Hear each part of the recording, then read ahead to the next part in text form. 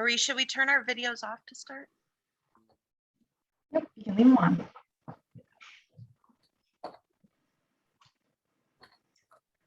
Welcome everyone to the State of the Industry panel. We're gonna give everyone just a few minutes to hop on here because I know it's just 10 o'clock on the West Coast. But while everyone's logging on, there are a few housekeeping items I want to address before we hand it off to our amazing speakers. So the first being that we are going to be recording today's presentation, and everyone will receive an email within the next 48 hours with a link to the recording. If you're joining us here for CPE, you're going to want to make sure you're actively responding to all of the polling questions and you stay on for the duration of the broadcast. And we also definitely encourage you to ask questions via the chat function, and we'll be monitoring that. And then if our presenters see anything, they will be answering those live as well. Today's learning objectives are to review the unique journeys of nonprofit leaders, analyze the challenges the organizations were able to overcome, and discuss actionable solutions your nonprofits can use moving forward. And with that, I'll hand it off to our moderator, Brenda Kahler, to say a few words about Armanino. Good morning, everyone, and good afternoon to those of you in Central and Eastern time zones. So happy you could join us today. So Armanino, we are really focused on nonprofits. Nonprofits is our biggest sub-niche by client count across the firm.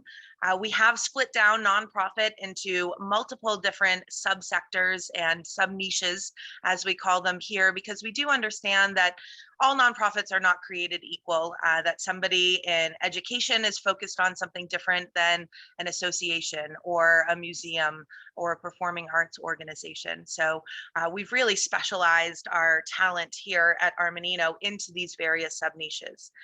We offer a variety of services to our nonprofit clients, of course, compliance and reporting, but also technology implementations and HR services as well. So we really try to take a nonprofit through the whole life cycle of starting through growing and then maintaining at the end of life. And I'm really excited to introduce our two speakers today on our panel. So first, introduce myself. I'm the Director of Client Engagement for our nonprofit clients. So what that means is I'm working with our top nonprofit clients across the firm, making sure that we're staying close to industries and trends, and that we understand what's most important to you, especially in this crazy year, year and a half, and still going that we've all had. We want to make sure that we're responding to our clients' needs and sharing their stories, which is what we're going to do for you today. So our first speaker is Jalyn Santiago, and I will let you introduce yourself. Hi, good afternoon here on the East Coast. I've been in the nonprofit space since 2001. I'm the former Chief Financial and Operations Officer for the Andrew Goodman Foundation, where we promoted civic engagement amongst young people.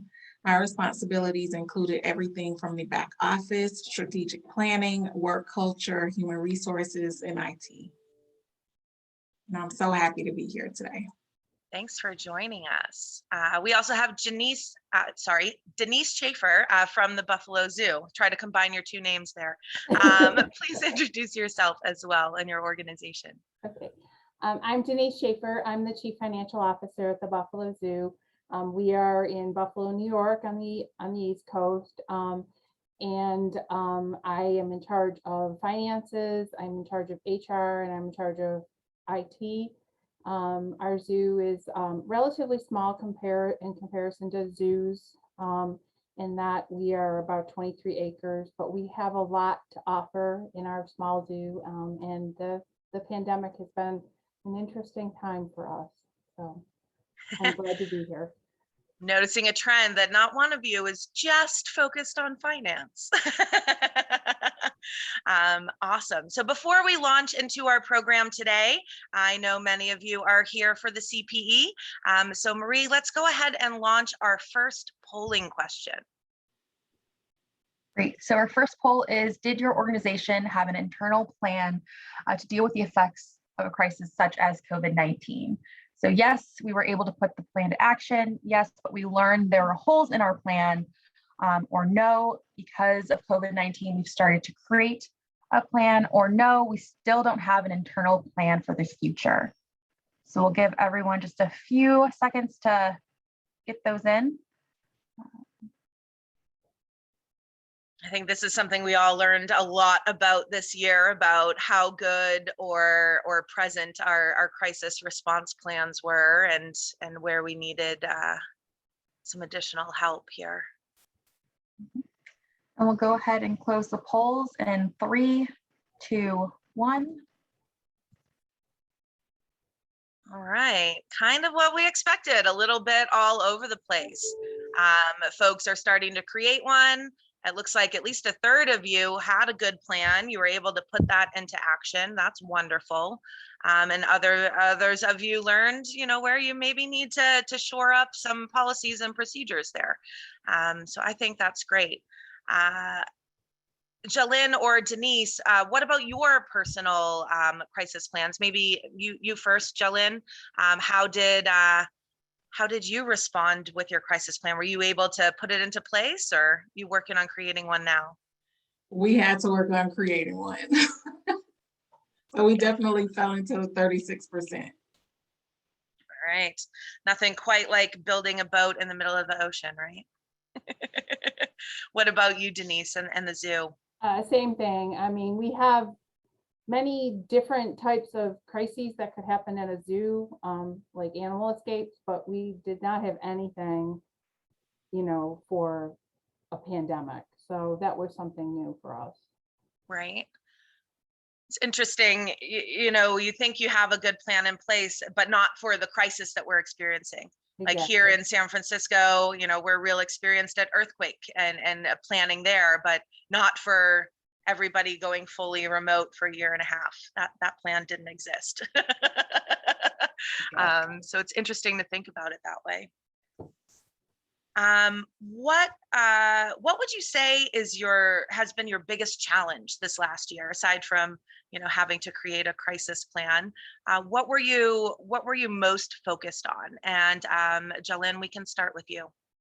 Sure. I think for us, it was just breaking the mold and preparing to move our operations virtually in a matter of a week. So we had no cloud-based accounting and no IT infrastructure to operate remotely. So that was our biggest challenge. Awesome. What about you, Denise? So we had, a similar challenge for people who could work remotely, in that our IT wasn't necessarily in a place where it should be to be able to support remote access. But the other problem that we had is because we're a, 7-a-week operation, and we can't, I always like to say we can't furlough the animals. They still need care. We had some unique situations in trying to make sure that our staff could stay safe, the animals could stay safe. So it was a lot of juggling to kind of come up with a new plan of how do we keep people who have to come into work safe. Yeah, I think, with the foundation, the biggest challenge is due diligence, being able to do due diligence from a remote standpoint. And that's a big pivot, but you can't pivot taking care of animals to a remote environment. So you had a lot of different staff that had to be there on site. How did you structure that, Denise, to make sure that you could keep people safe? And I know you mentioned you're also a union shop. So you've got, the additional considerations of the union contracts to consider as well. So what we did is we came up with a team A and team B system where we basically divided our grounds maintenance and zookeepers into 2 different teams. So we reached out with our unions, and they were very receptive to this plan. And basically what we did is, because we're 7 days a week, we basically had, like team A would work 4 days 1 week, and then team B would work 3 days, and then it would switch the next week. And we did that so that in the event that, God forbid, one team got sick, it didn't spread to the other team. So basically, if you were on team A, you never interacted with team B. and vice versa. So we always had a team that, you know, hopefully stayed healthy so that in the event we did have it, and thankfully we didn't have any rampant spread of COVID through our staff. So that was, but it worked really well. And honestly, the keepers liked it a lot. They weren't as happy when we went back to the normal schedules. Well, yeah, you know, 3 days off one week, 4 days off another week. You never need to take some PTO. Granted, there's nowhere to go these days, right? Yeah. But that's a unique consideration that I'm sure a lot of organizations did have to deal with, especially our social services clients, as well as other organizations that are dealing with animals and things like that. So that's a lot to be able to do. So when we're thinking about, you know, everything that you needed to change all at once, you had to pivot really quickly. What were the biggest obstacles that you needed to overcome in order to do this transformation so rapidly? Like suddenly everything changes, like literally almost overnight for so many of us. What was that big obstacle that you had to overcome in order to be able to work more efficiently in this new normal? I'll answer that. You know, so for us, you know, like I had said previously, you know, is really coming up with a plan to keep our staff safe, and to keep the animals safe as well. So, you know, really, you know, it was very quickly, you know, we literally decided the day before New York State decided to shut down, we had decided that we were just going to close the zoo. And, you know, we thought it was going to be for a couple of weeks, but it turned out to be much longer than a couple of weeks. So really, it was really just, you know, working with our teams, and, you know, our teams were so great about really stepping up to the plate and really, you know, making things work. So it was just really getting the team together and working together, and everyone was really great about it. Great. What about you, Jillian? I think in addition to us just breaking the mold and starting to operate virtually, we had to then start to focus on, like, how do we get out of our lease? So our organization had just signed a 5-year lease in January, right before the pandemic. So the staff had just moved into the brick and mortar like early March, like right before the pandemic happened. So we weren't even in that building, I don't even think, for a month. And so we had to find a broker to help us negotiate this lease.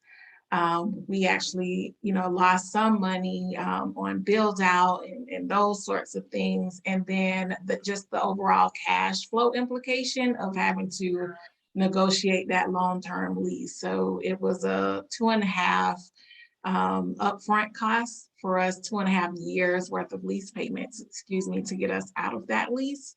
And so I will say, in addition to everything else, that was our biggest challenge. But Jillian, you had mentioned that you were able to pivot that into something really positive for the organization. We did. Our organization had in that time had become more diverse. We were able to attract bigger, better talents by opening up the floodgates to people across all states. And with that, we had to, of course, get a PEO, a professional employee organization, who could help us with, you know, not only draw those talents, but remain in compliance with each of those states.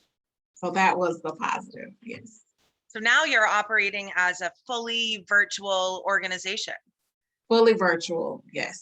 And this would have been unheard of, you know, 2 years ago. You know, the board wouldn't have done that unless they had to. And so now you're able to do a lot more, have a flexible recruiting pattern. I think that's really wonderful, and definitely a success story from the pandemic. Nice to hear those as well. We've all made a ton of changes in the last year. So thinking about like how easy or difficult was it to get the organizational buy-in for these changes? You've got to get buy-in from the board, you've got to get buy-in from your staff, as well as from all of your external stakeholders. Can you speak a little about what that process was like? And Denise, we can start with you. Sure. So for us, because we could only go to a point remotely for our administrative staff. So it wasn't a huge buy-in, so to speak. I think people were really willing to, to kind of step up and say, okay, yeah, I'll work from home, 3 days a week or whatever. And so I personally worked from home most days, but I did have to come in at least once a week to sign checks because we still needed to pay our bills. But I think, for us, it in terms of our board, starting to do Zoom meetings for board meetings was hugely popular. And we find now that during the Zoom meetings, we have much better attendance for our meetings, board meetings. We have a foundation that we also have board meetings for. And, that team for the foundation, I mean, they're really, let's do Zoom all the time. Let's not go back to in-person meetings. So I think that we have definitely moved to probably doing more Zoom meetings than in-person meetings. I mean, I think it's important for us because we're a zoo for people to come here at least, a couple times a year. But I think that the Zoom meetings are going to probably end up being the norm. How about for you, Jelen? Yes, so for us, staff really didn't need to, there wasn't a lot of buy-in required with them because the staff was relatively young. Since we're civically engaged with young people and voting rights and things like that.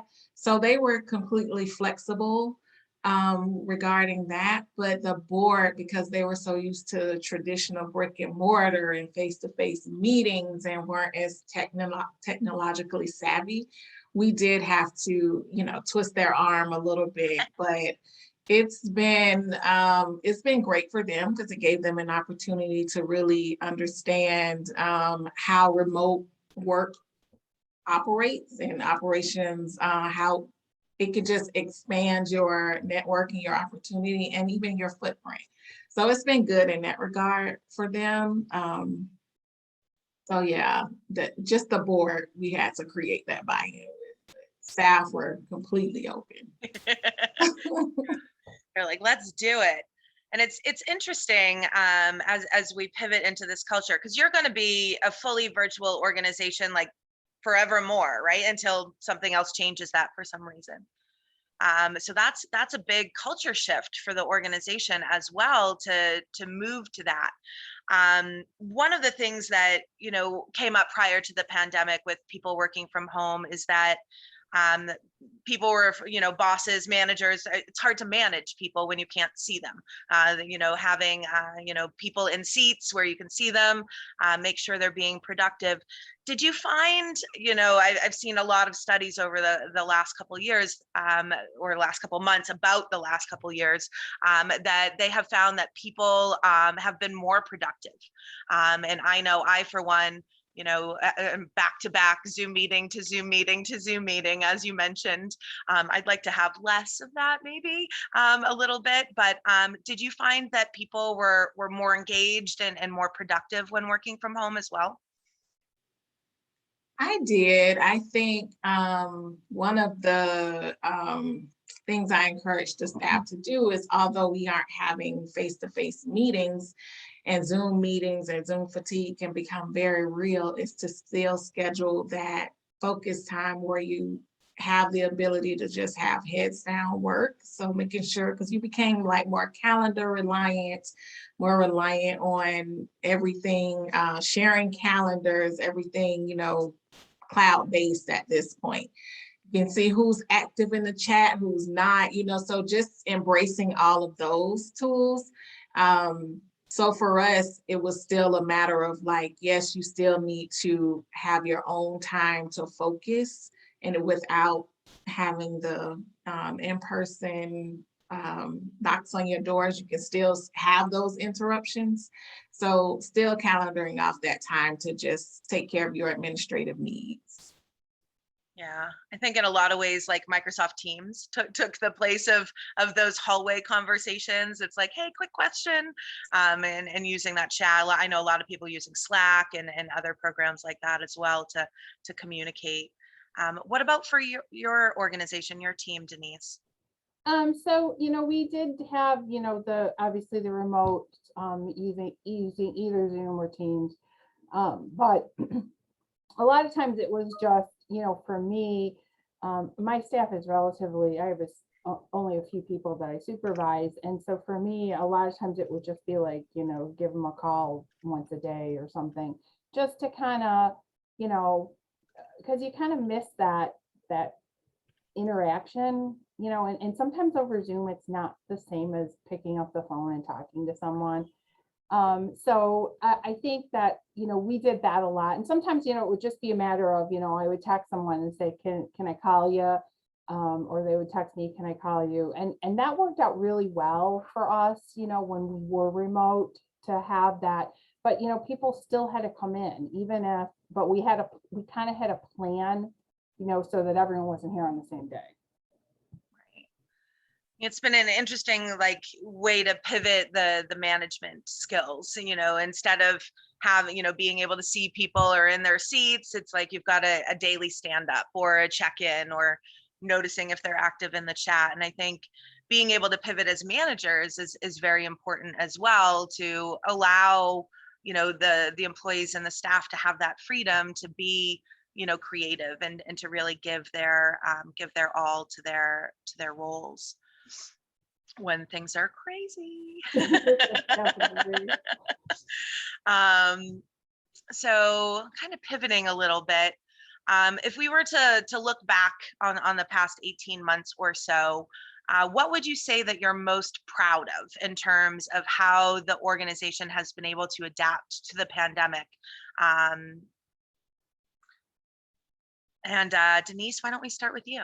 Okay, I think for us, once we were able to, we closed I think we closed March 15th was our last day that we were open. And we reopened July 1st. So of 2020, right? Yes, of 2020. So the time between March and July 1st, we were closed, which is, our busiest time. We missed school field trips. We missed, a lot of our beginning of our summer of attendance. So for us, we lost a significant amount of revenue. We were very fortunate in getting the PPP funds 2 times. And we also received a generous donation from our foundation as well to help sustain us. So I think, financially, we did okay after all was said and done, but there was a lot of stress as to, how are we going to pay our bills? We're not fortunate in that we don't have a ton of administration, so it's not like we have a lot to cut. And we can't cut our keepers, we can't cut our veterinary staff, our grounds, our maintenance. We can't cut any of those things. So we have very high fixed costs. So the only thing we really were saving on was, the guest facing people. So that's a small percentage of our budget.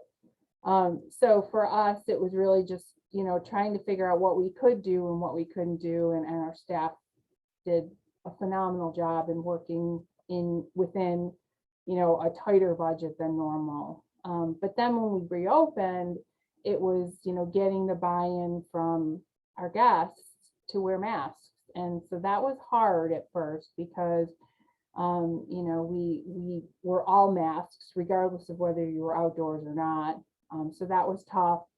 But we had, great team, and our admissions staff did a great job of really, making sure that people were safe. We installed occupancy sensors in our buildings, and that helped us significantly to make sure that we weren't going over occupancy that we needed to stay under, so that people could remain 6 feet apart. So that was a great solution that we were able to buy without having to man every building. That's brilliant. Use technology to leverage the crew that you have. Right. I also imagine that a zoo was a pretty popular place to go, it being primarily outside. You can easier to distance. It's not like other attractions that are more inside based. Yes, we actually did quite well in terms of when we reopened. People were very receptive to coming back. People were excited to come back. And actually right now, 2020, obviously attendance was down significantly, but 2021, we're pretty close to pre-pandemic numbers in terms of attendance. So we have definitely rebounded, which has been phenomenal. We never expected it would happen so quickly. That's great to hear. I'm glad to hear that, that you were able to bounce back to almost pre-pandemic attendance. That's really wonderful. What about for you, Jalen? What are you most proud of over the past year? I would have to say the board's ability to embrace the changes that we needed to make for the organization to remain present and relevant during the pandemic. Just like Denise, we were able to apply for and get the PPP loans, which also both times, which also allowed us a buffer, some space to really develop in online fundraising and having virtual events, because traditionally those things were all done in person and or by phone, but mostly in person. So I would have to say just the way that we were able to embrace technology and just doing making the necessary adjustments. I'm most proud of the staff and the board for that. Awesome. And it's interesting, to hear that boards were somewhat resistant to be moving virtual, when oftentimes boards for nonprofit organizations are not based in the city or town that you're located in. They might be located all around the country, or several hours drive away. And so being able to have virtual board meetings, did any of your board members find that helpful? Yes, when they traveled. So most of the staff at the time and the board were all based in New Jersey. So it was just like New Jersey focused, New Jersey heavy, everything. So they did like it when it was convenient for them, when they were out on their vacation homes and those sorts of things. So that was really cool. And they didn't have to miss a meeting. So they embraced it regarding that. What about you, Denise? Did you have your boards embracing virtual board meetings? They really did, because even though all of our board members are based here in Buffalo, some of the board members just found it difficult to come on site if they were especially if they were traveling out of town on business. So it made it really convenient for them to be able to zoom into a meeting, and because we had this weird conference center or conference call line that never really worked all that great when people tried to come in, so we had to kind of revamp it and come up with a virtual method. And like I said, our board members overall, they definitely like having the virtual meetings. That's great. It's always good to have more board involvement in those meetings. Absolutely. So before we go on to the next question, I think it's time for a polling question. Okay, so our second polling question here is, when do you think your organization will be back to quote unquote normal? So options here are never, in 2022, by the end of 2021, which is essentially where we are now, or not sure. We'll give everyone just a few seconds here to get their answers in. What is normal? Exactly. Have redefined that over this past year for sure. It's to what normal actually means. Okay, we'll go ahead and close the polls in 3, 2, 1. All right, sometime in 2022 and not sure, I think are the top answers there. I think the nevers, you know, I think what the nevers are trying to say is that we're in a new normal. There's no going back. There's only going forward, really. And so what is, you know, kind of what I was saying is, what does normal mean? Like, what is it? What are we doing? But really good to see that about 17% of you are close to back to normal enough to say that by the end of 2021, you'll be there. So that's really great to hear that some organizations are almost fully recovered, and hopefully things will keep getting better.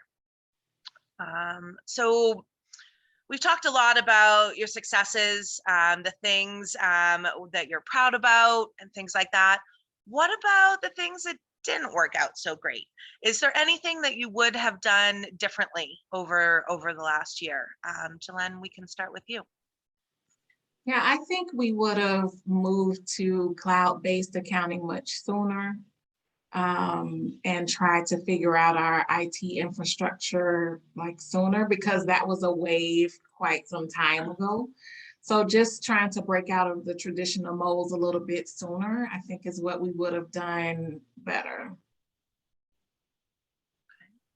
What about you, Denise? I would agree with Jalen that absolutely IT would have been something that we could have had in a better place. I think that, you know, we definitely come a long way in the last year, but we definitely were not prepared to have all of our administrative staff working from home. Yeah. And I think that's something that we see very typically. I mean, I would say over the last 10 years, we've seen a shift from on-premises, you know, ERPs, accounting systems, you know, your donor database, things like that, to more cloud-based and flexible system. And I think this kind of speaks to the growing, you know, global nature of both our workforce, and especially now, Jalen, you're totally virtual. Like, you don't even have a place where you could keep a server. You know, you've got to be, you know, all cloud-based. And I think that's a really exciting thing for nonprofits who are not usually the first organizations to invest in technology, because if you've got one more dollar to spend, you want it to go to programs, you want it to go to your cause, to your mission, or you want it to go to getting more money for your cause or your mission, like into the development team, you know, into producing events or hiring, you know, development staff. And so where I find that a lot of nonprofits are investing in technology is when things are broken. And, you know, this pandemic broke things for us immediately. It wasn't like, oh, you know, people are working hard, we're doing so much work outside of the system. It's like, we cannot do anything. You know, we can't pay bills, we can't close books, we can't produce reports, because we're not on site at the workplace. And so it's been a really interesting evolution of the types of organizations that are coming to us for help with technology is different than it was, you know, 2 to 3 years ago. So I think that's really exciting as well, to see smaller and more diverse nonprofits also embracing cloud-based technology. So thinking about the future, thinking about going forward, what are the things that you've learned or implemented over this period that you'll continue once we're quote unquote back to normal? Is there any arrangements or anything that you are thinking that you will definitely keep?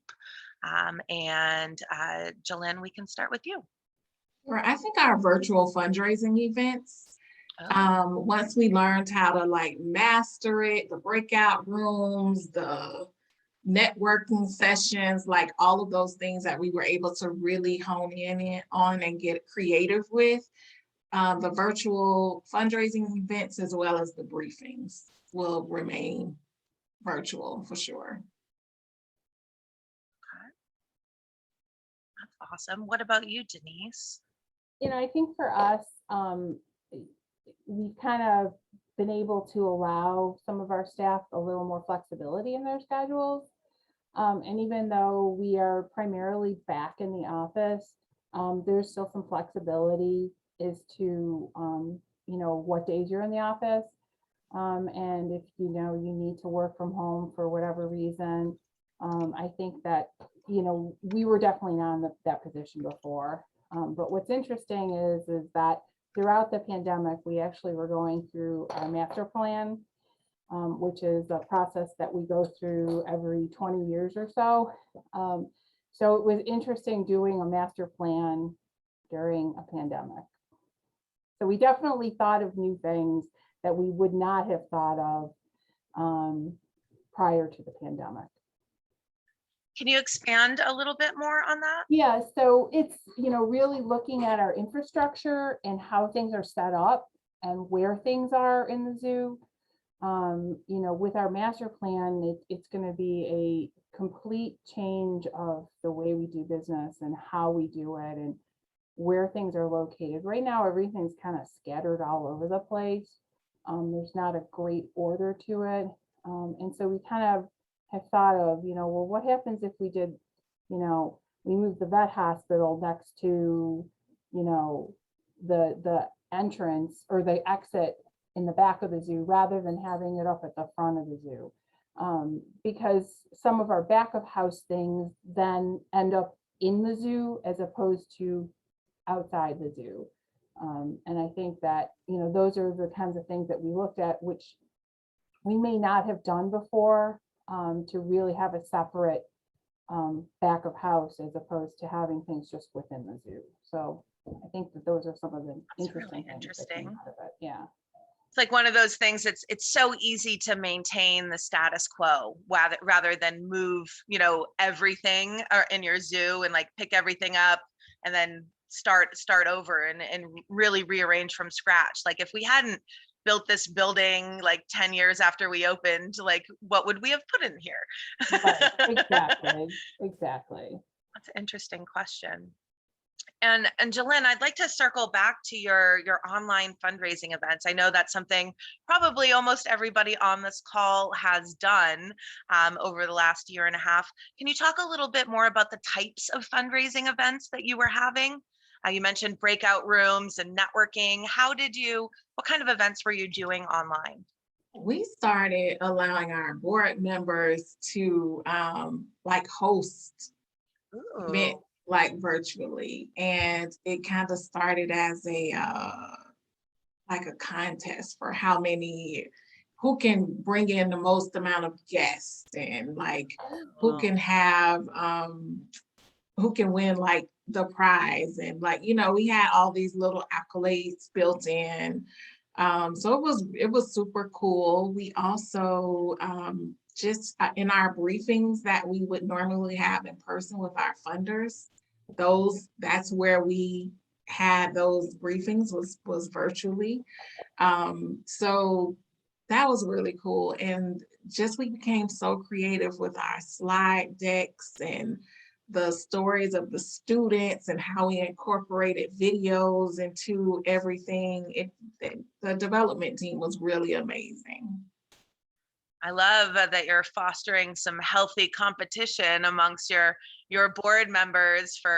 You kind of gamified it. You give them badges and accolades, and who's got the most people, who raised the most money, who had the most interesting answer to the question. I love that. Another thing the development team was really awesome about in those briefings and fundraising events was really acknowledging every person. Like if they saw $1 come in, they immediately acknowledged them. So they really loved that. And so it went a long way. The gamification worked. That's exciting. What about you, Denise? Did you do any online fundraisers or events? Well, we did. We really didn't do a ton of online. We found that it because what we normally do is we have a lot of basket auctions and we have a formal gala. And so that we found was really difficult. But what we did end up doing, we ended up doing a special campaign called an emergency response fund. And I will tell you that it was unbelievable how much people donated to that. And it wasn't I mean, we did get some nice big, donations, but it was amazing the outpouring of love that we got from the community. I mean, we had people who would like send in $20 and say, we lost our job, but we really want to help the zoo. And we'd have these little kids that would, have a little fundraiser and, send us $50 or something. And a lot of people sent in, $5, $10, but we had so many people that donated. It was unbelievable. We raised more in our emergency response fund than we had ever done in an annual campaign. And it was amazing. Like I said, it was really, people really showed how much they love our zoo. And so it was just wonderful. It really was. That's a really great story. You hear that it's possible, right? But Yes. Hearing from somebody that's actually done, a big campaign on small dollar donations, like that really just shows what a community institution your organization is and how much your community appreciates it. We are the city of good neighbors. That's wonderful. We had a great question in the chat. So where you had staff that were required to be on site and deal with potential COVID exposure, did you have any issues with resentment towards those staff that were able to work fully remote? I think for us, we didn't, because, and maybe I'm wrong, but our staff, our zookeepers and our maintenance and ground staff, I mean, they love their animals and the ones that they care for. So for them, they understand they need to be there for their animals. And so they were very, I think, obviously they worked hard, and, those weeks when they were on the team that had to work 4 days a week, that was a little bit harder because it was longer days. It's a very physical job. So I think that they understood, and I think that they were okay with it. I didn't personally hear about anyone feeling resentful towards that. Okay, well, that's great. Maybe it's time for another polling question, Marie.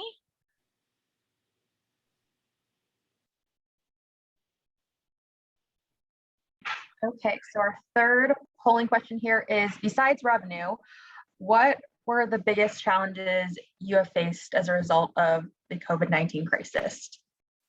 So employee wellness, financial health, and ability to provide services, changes to overall operations, changes to HR operations, or member or donor retention. Just as a reminder for those of you looking for CPE, you do need to answer 75% of the questions. We've got 4 total. So if you missed one, make sure you grab the next 2.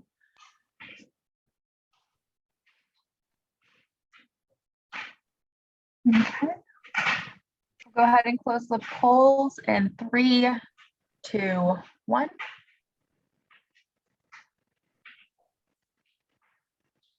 All right. So it looks like changes to overall operations was the biggest challenge, and I'm not surprised by that. But I do see that employee wellness is actually the second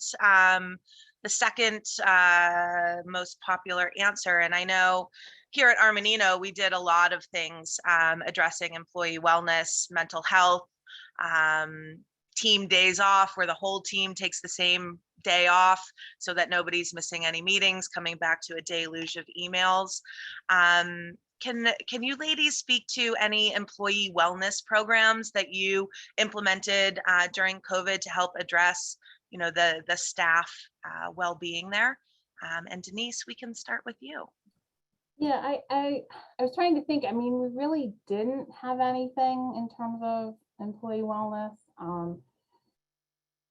Nothing new than what we currently already offered. What about you, Jelen? Yeah, I would say we did a retreat week, which was really amazing because you still experience like some departmental segregation because you're not necessarily talking to everyone on Zoom at the same time, besides maybe like those weekly staff meetings. This was actually the polling question I was most curious about to see how people would answer. We also did like Me to You boxes where we would send the staff just self-care boxes with just notes of care or products of care. Those went over really well. We had water cooler moments that, you know, were very intentional between the staff where it just kind of paired you with someone you probably didn't interact with on a daily basis. What was another one? Oh, this one was totally fun. So we did things like movie nights and couch parties. I forget the name of the app where we did the, maybe it was called House Party, where we did the like movie watches, and it also allowed the staff to kind of tell us more about themselves, like as it relate or their talent. So we built a cookbook. There was a cookbook. We had cooking shows. We had a resident astrologist who would do like, you know, it just allowed you to just learn more about, you know, your peers and your counterparts outside of just the everyday. So that's how we checked in on each other. That's awesome.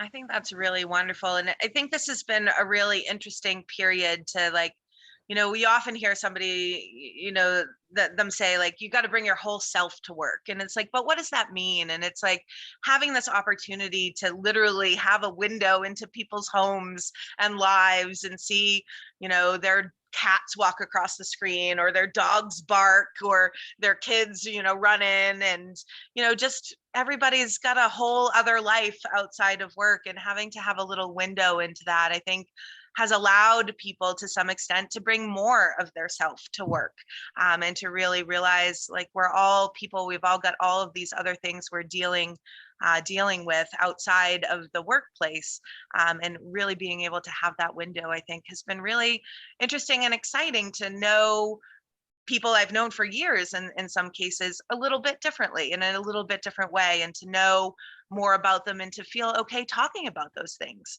Because I think, you know, some of those things we didn't really talk about. I didn't know who had dogs or kids or, you know, cats, and now I know all of that. That really did become a thing. Kids and pets, like bring them, they're welcome. We knew everyone by name. Yeah, exactly. Absolutely. And that's another thing to consider with our back to work is the pets. You know, I know Denise, you mentioned your dog is going through a little separation anxiety, like not Yeah. having you on hand all day, every day.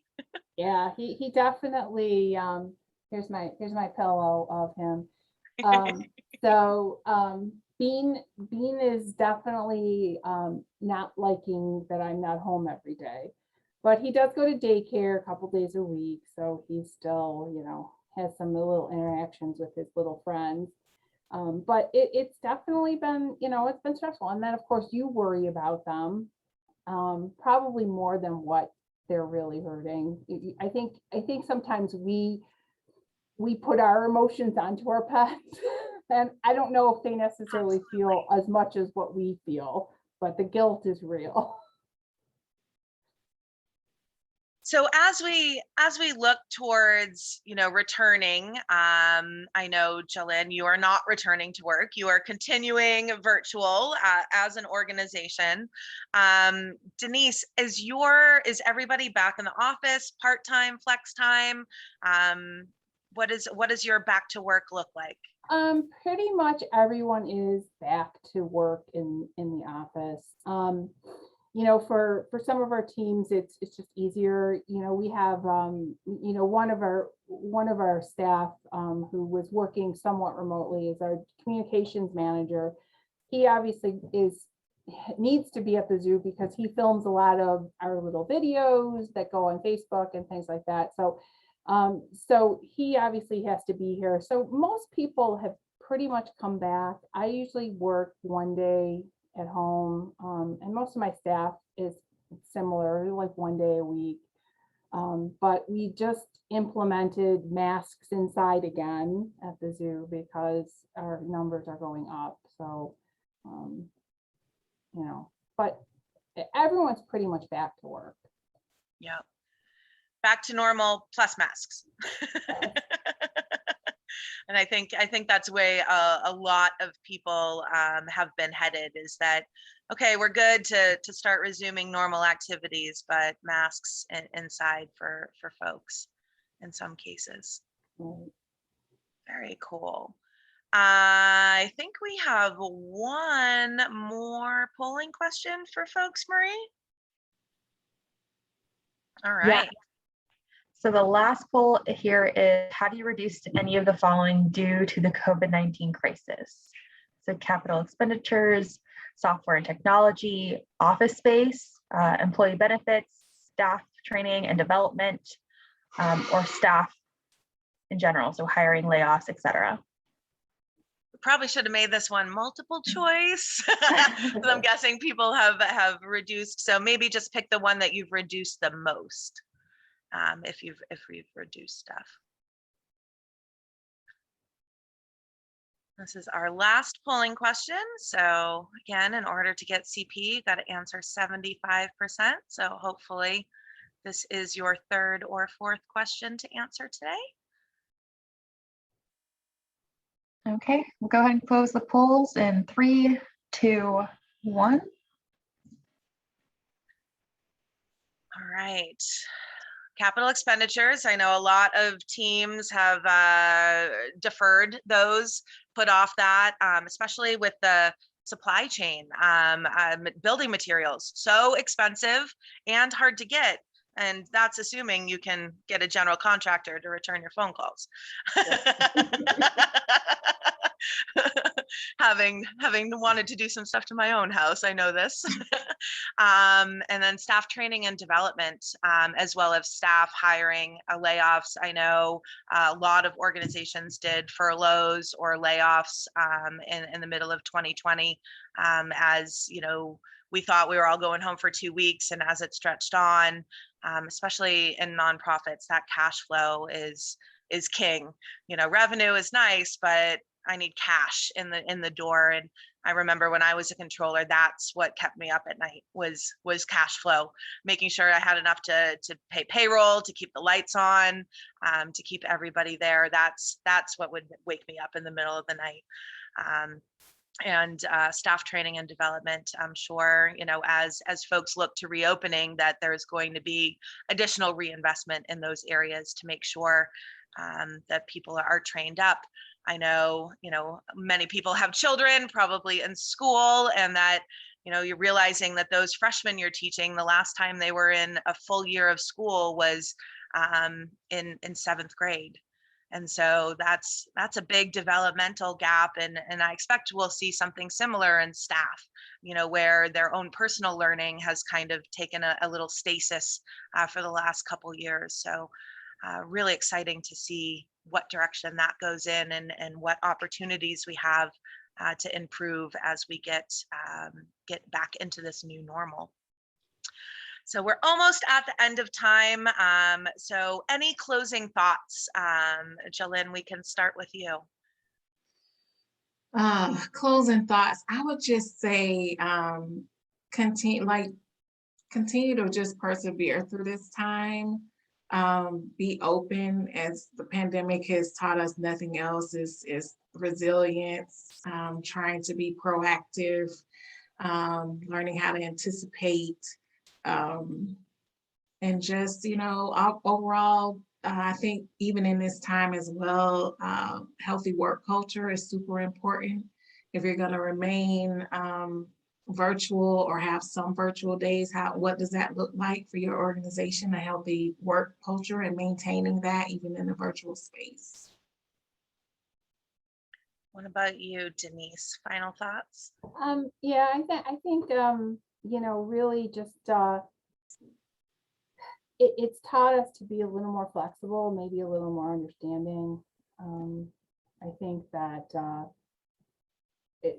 those are the things I think that we've learned as a zoo, is that, you know, we need to be a little more flexible with some things, and just, you know, making sure that people stay safe and our animals stay safe. And that was, you know, always our goal, you know, before the pandemic, but it became so much more important to understand that. Awesome. I'm sure your employees appreciate that as well. Well, thank you so much for Jalyn and Denise for joining us today. I really appreciate your time and preparation for this, and for all of you joining us today. Thank you so much. We will be sending out the slide deck within the next 2 days for you, as well as the link to the recording. If you'd like to hear more from other clients, I've done a bunch of short 3 to 5 minute interviews. You can find them on our LinkedIn page, which we've linked here for you. And we do hope to see you all soon in person in the future. So thank you for joining us today, and have a great rest of your day, everyone. Thank you.